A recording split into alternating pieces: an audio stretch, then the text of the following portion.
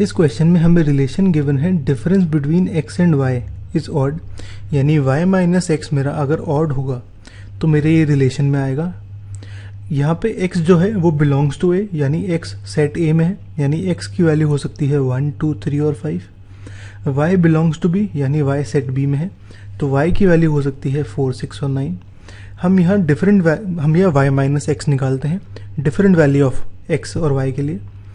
मेरा यहाँ पे वैल्यू ऑफ x लिखते हैं, value of y minus x निकालते हैं और चेक करते हैं कि ये ऑड है या नहीं। अब हमारा जो x है ये a सेट में है, यहाँ पे हम x की वैल्यू लेते हैं a सेट की पहली वैल्यू यानी 1। y की मैं पहली वैल्यू लेता हूँ, y b सेट में है तो y की वैल्यू लेता हूँ मैं 4। y माइनस एक्स यानी 4 माइनस 1 मेरा 3 आएगा। 3 मेरा ऑड होता है तो इसको यस कह देते हैं। इसका मतलब x, y यानी 1, 4 मेरा इस रिलेशन में आएगा। ऐसे ही हम x की वैल्यू 1 के लिए y की वैल्यू 6 चेक करता हूँ। 6 माइनस 1 मेरा 5 आएगा। 5 भी ऑड होता है तो मेरा डिफरेंस यहाँ पे ऑड आ गया। अब मैं x की वैल्यू 1 के लिए y की वैल्यू 9 चेक करता हूँ।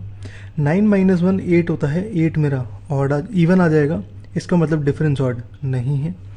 ऐसे ही हम x की वैल्यू 2 लेके y की वैल्यू 4, 6, 9 से चेक करते हैं कि मेरा डिफरेंस ऑड आ रहा है नहीं आ रहा है। सिमिलरली 3 के लिए और 5 के लिए ये हम चेक करेंगे तो ये मेरा कुछ ऐसे आ जाएगा। इस टेबल को हम कंटिन्यू करते हैं तो मेरा यहाँ पे हम पता चल जाएगा कि किन किन दो नंबर्स का डिफरेंस x और y का मेरा ऑड आ रहा है और किसका इवन आ रहा है।